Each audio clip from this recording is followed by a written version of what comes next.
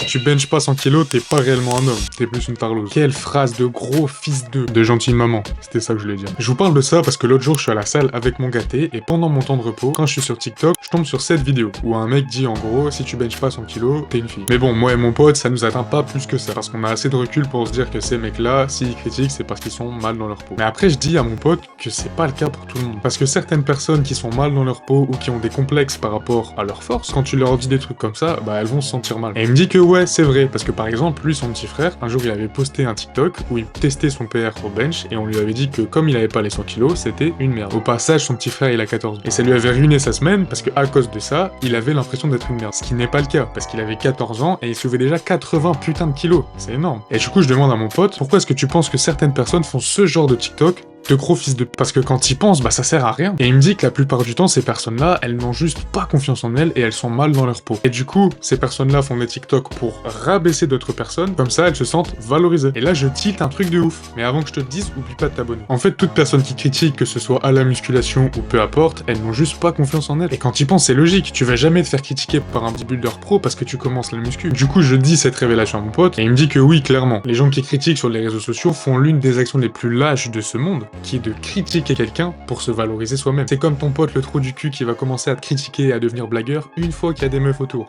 Bizarrement. Donc écoute pas les critiques, sois toi-même, fais ce que tu veux de ta vie et on emmerde tous ces fils de